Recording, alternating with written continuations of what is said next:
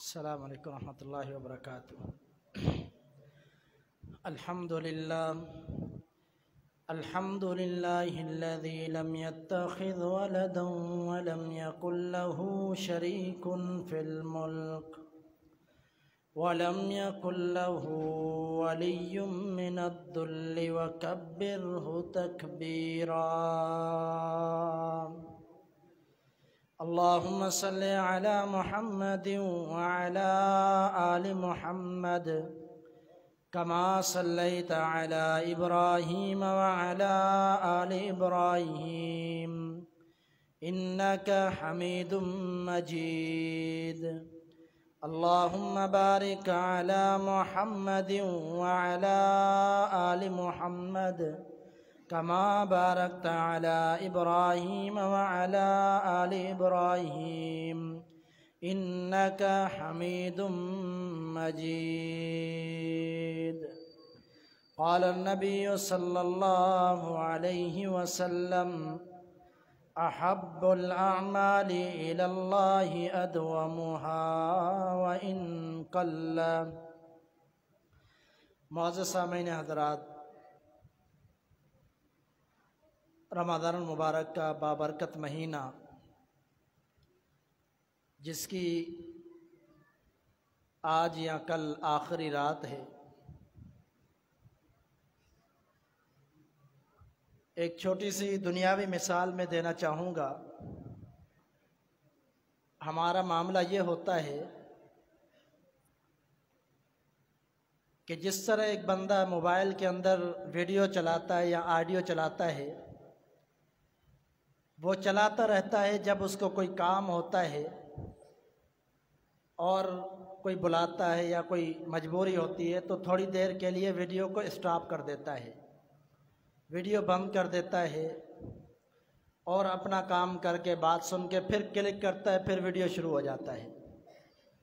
تو معذرت کے ساتھ ہمارا معاملہ یہ ہے کہ جب رمضان آتا ہے تو ہم گناہوں سے دور ہو جاتے ہیں، گناہوں سے رک جاتے ہیں، برائیوں سے رک جاتے ہیں، فحاشیوں سے رک جاتے ہیں، بدکاریوں سے رک جاتے ہیں۔ لیکن جیسے ہی رمضان ختم ہوتا ہے، عید کا چاند نظر آتا ہے، تو پھر اسی ویڈیو کی طرح ہم کلک کرتے ہیں اور دوبارہ اسی روش پر چلنا شروع کر دیتے ہیں۔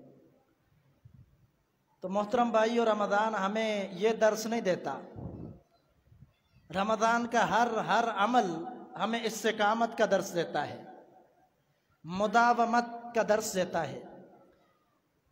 روزے کو دیکھیں تو صبح سے لے کر شام تک، مغرب تک کچھ نہ بندہ کھاتا ہے نہ پیتا ہے، استقامت اس عمل میں رکھتا ہے، پورا روزہ گزار دیتا ہے لیکن بیچ میں کوئی کھاتا پیتا نہیں ہے، استقامت دکھاتا ہے۔ قیام اللیل کو دیکھیں تو پورا رمضان تراویح چلتی ہے، پورا رمضان بندہ امام کے پیچھے کھڑا ہو کر تراویح پڑھتا ہے۔ اس طرح دیگر جتنے بھی اعمال رمضان المبارک کے، وہ استقامت کا درس دیتے ہیں۔ امام الانبیاء محمد رسول اللہ صلی اللہ علیہ وسلم فرماتے ہیں، صحیح بخاری کی حدیث ہے: احب الاعمال الی اللہ ادومها وان قل۔ اللہ تعالیٰ کو جو محبوب اعمال ہیں وہ اعمال ہیں جن پر ہمیشگی اختیار کی جائے، جن پر استقامت مستقل مزاجی ہو، تو یہ عمل اللہ کو بڑا پسند ہے۔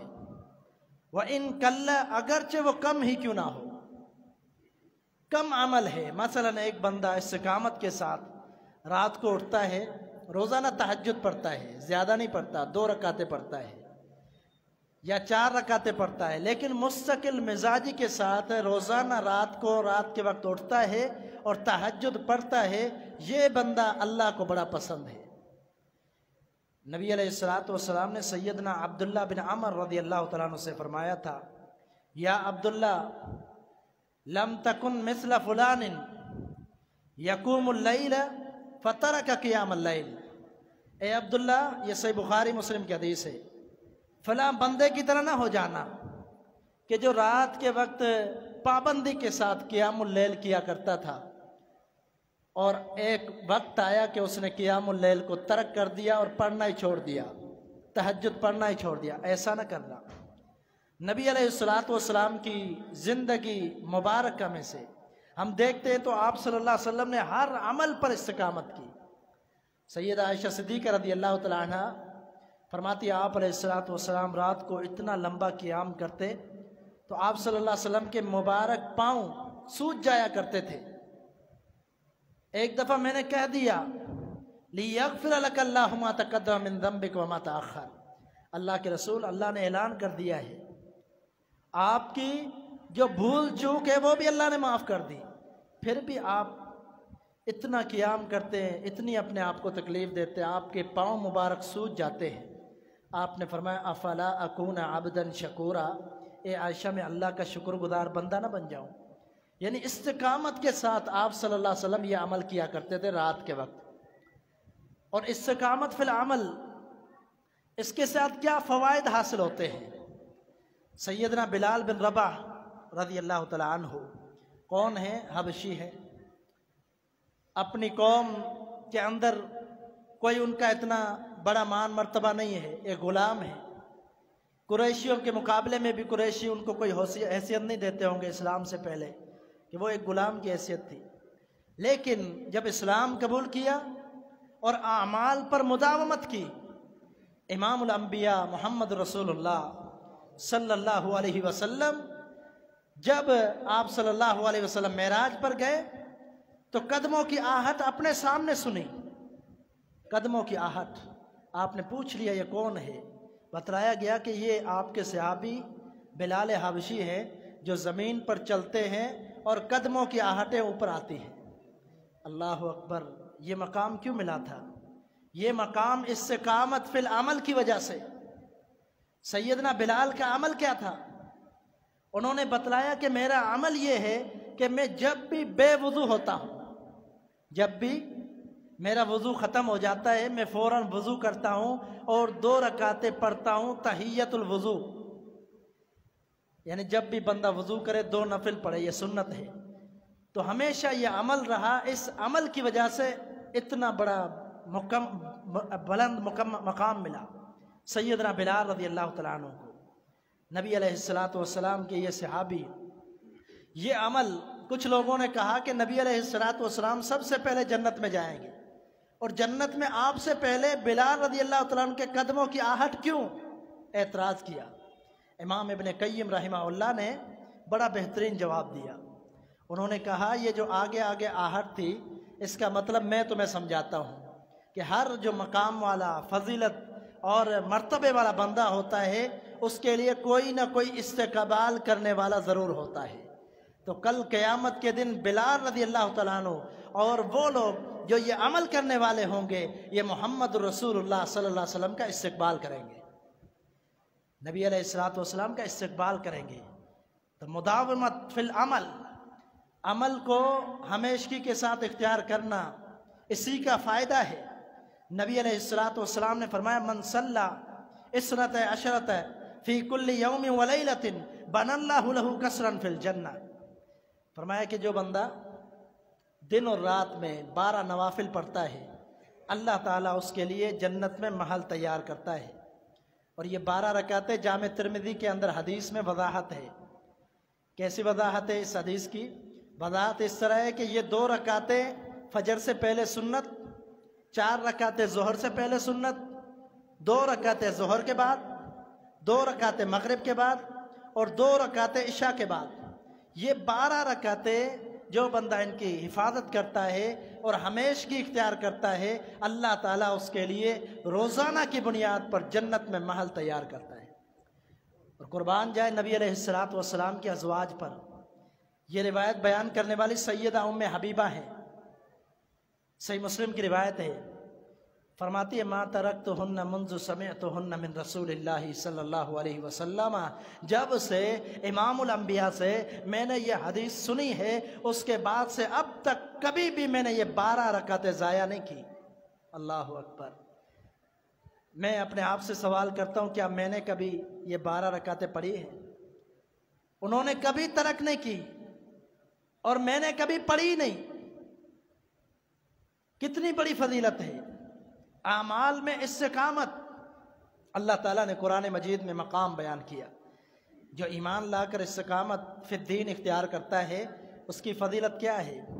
فرمایا ان الذین آمنوا، فرمایا کہ وہ لوگ جو ایمان لے کر آئے، ثم استقاموا تتنزل علیہم الملائکۃ الا تخافوا ولا تحزنوا وابشروا بالجنۃ التي کنتم توعدون۔ فرمایا کہ ایمان لانے کے بعد استقامت اختیار کرنے والے، ایمان سے پھرنے والے نہیں۔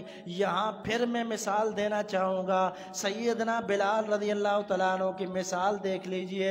ایمان لانے کے بعد جو ان کے مالک ہیں، جن کے وہ غلام ہیں، امیہ، بڑے ظلم ڈھاتے ہیں، مارتے ہیں، پیٹتے ہیں، کوڑے برساتے ہیں، تپتی ہوئی ریت پر لٹا کر اوپر بھاری بھرکم پتھر رکھ دیتے ہیں، اس کے باوجود بھی سیدنا بلال رضی اللہ تعالیٰ عنہ کبھی بھی کفریہ کلمہ کہنے کے لیے تیار نہیں ہے، کبھی بھی محمد عربی علیہ السلام کا ساتھ چھوڑنے کے لیے تیار نہیں ہے، کبھی بھی دین اسلام سے روگردانی کرنے کے لیے تیار نہیں ہے، کبھی بھی اللہ رب العالمین سے شرک کرنے کے لیے تیار نہیں ہے، اور بار بار یہ کہتے احد احد احد، اللہ کے علاوہ میں نے اسی پر ایمان لایا ہے۔ یہ مقام، یہ مرتبے، یہ بلندیاں کب حاصل ہوتی ہے؟ جب بندہ اتنا ایمان کے اندر مضبوط ہوتا ہے۔ اللہ نے فرمایا تتنزل علیہم الملائکۃ الا تخافوا ولا تحزنوا وابشروا بالجنۃ التي کنتم توعدون۔ فرمایا یہ جو استقامت اختیار کرنے والے، ایمان کے اندر، عمل کے اندر، دین کے اندر، ان پر اللہ کی طرف سے فرشتے نازل ہوتے ہیں، نہ ان پر کوئی خوف ہوتا ہے، نہ ان پر کوئی ڈر ہوتا ہے۔ ان کو جو وعدہ کیا گیا اس کی خوشخبریاں دی جاتی ہیں کہ تمہارے لیے جنت کا وعدہ ہے۔ نحن اولیاؤکم فی الدنیا والآخرہ، فرمایا کہ ہم تمہارے دوست ہیں، دنیا کے اندر بھی، آخرت کے اندر بھی۔ اللہ دوستی کا اعلان کرتا ہے ان لوگوں کے ساتھ جو استقامت فی العمل کرتے ہیں، جو عمل کے اندر مداومت کرتے ہیں، ہمیشگی اختیار کرتے ہیں، کبھی بھی اپنے رب سے روگردانی نہیں کرتے۔ ان کو اللہ تعالیٰ مقام بھی دیتا ہے، مرتبہ بھی دیتا ہے۔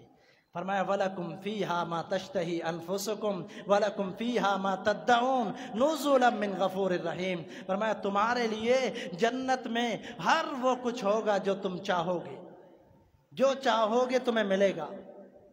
نزلا من غفور الرحیم، یہ اللہ کی طرف سے تمہارے لیے میزبانی ہے، اس لیے کہ ایمان لانے کے بعد ثابت قدم رہے، استقامت اختیار کی، مداومت اختیار کی، اپنے رب کے ساتھ شرک نہیں کیا اور پیغمبر کی نافرمانی نہیں کی۔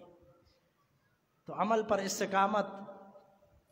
استقامت عمل پر ہو تو انشاءاللہ دنیا اور آخرت کی کامیابیاں ملتی ہے، اور اگر استقامت نہ ہو تو پھر سمجھے کہ کوئی فائدہ نہیں ہے عمل کا۔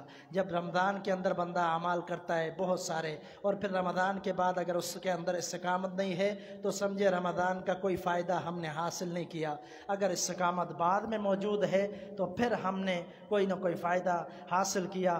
آخری حدیث بیان کر کے اپنی بات ختم کرتا ہوں۔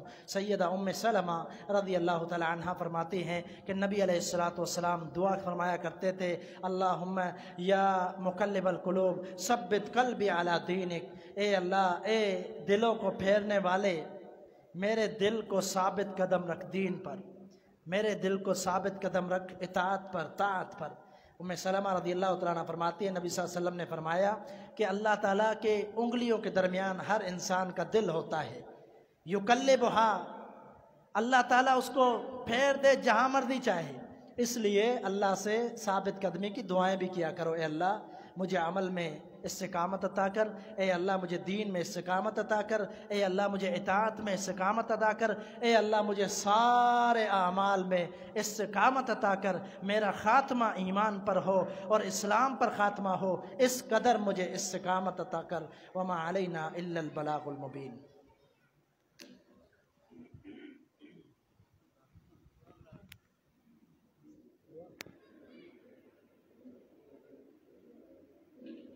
لا إله إلا الله وحده لا شريك له كل شيء قدير. اللهم ربنا لك الحمد من السماوات والأرض وما شئت من شيء بعد على سماء والمال حق ما قال العبد كلنا لك عبد. اللهم لا مانع لما اعطيت ولا معطي لما منعت ولا ينفع ذا الجد منك الجد. اللهم صل وسلم على نبينا محمد صلى الله عليه وسلم. الہ العالمین یا رحمان یا رحیم یا غفور یا ودود یا حی یا قیوم. یا اللہ ہم سب کے گناہوں کو معاف فرما دے. یا اللہ ہم سب کے خطیئات کو معاف فرما دے. الہ العالمین ہمارے سب گناہوں کو ظلموں کو معاف فرما دے. یا الہ العالمین ہم نے بڑے ظلم کیے ہیں، یا اللہ ہم سب کو معاف فرما دے، ہم سے درگزر فرما دے. رب اغفر وارحم وانت خیر الراحمین. ربنا آتنا فی الدنیا حسنة وفي الآخرة حسنة وقنا عذاب النار. ربنا ظلمنا أنفسنا وإن لم تغفر لنا وترحمنا لنكونن من الخاسرين. الہ العالمین جتنے بھی مریض ہیں ان کو شفاء کاملہ عاجلہ عطا فرما. اللهم اشف مرضانا ومرضى المسلمين. اللهم اشفهم شفاء كاملا عاجلا عاجلا. يا حي يا قيوم برحمتك نستغيث. سبوح القدوس رب الملائكة والروح. اے الہ العالمین جو دنیا سے جا چکے ان کی مغفرت فرما. الہ العالمین ہم سب کی پریشانی کو دور فرما دے. الہ العالمین جو مقروض ہے ان کے قرضے عطا فرما دے. الہ العالمین جو پریشان حال ہے ان کی پریشانیاں دور فرما دے. الہ العالمین جو مصیبت میں ہے یا اللہ ان کی مصیبتیں ختم فرما دے. الہ العالمین تو رحمان ہے، تو غفور ہے، تو رحیم ہے. یا الہ العالمین ہم سب کی دعاؤں کو قبول فرما دے. ربنا لا تؤاخذنا ان نسينا واخطأنا. ربنا ولا تحمل علينا إصرا كما حملته على الذين من قبلنا. ربنا ولا تحملنا ما لا طاقة لنا به واعف عنا واغفر لنا وارحمنا أنت مولانا فانصرنا على القوم الكافرين. اللهم اقبل صيامنا وصلاتنا وزكاتنا وقيامنا. الہ العالمین ہمارے سب کے روزوں کو قبول فرما دے. الہ العالمین جس بھائی نے افطاری کا پروگرام کیا یا اللہ اس کی افطاری کو قبول فرما دے. یا الہ العالمین ہم سب کے اندر اس طرح کے جذبے عطا فرما دے. دین کی خدمت کا کام لے لے، یا اللہ دعوت کا کام لے لے، یا اللہ تبلیغ کا کام لے لے. یا الہ العالمین ہم سب کو نیک بنا دے. یا الہ العالمین ہم سب کو جنت میں اسی طرح اکٹھا کر دے جس طرح تیرے گھر کے اندر آج مغرب کی نماز میں ہم کرتے تھے. الہ العالمین ہم سب کی مغفرت فرما دے. ربنا تقبل منا انك انت السميع العليم وتب علينا انك انت التواب الرحيم. وصلى الله على محمد وعلى اله وصحبه اجمعين برحمتك يا رب.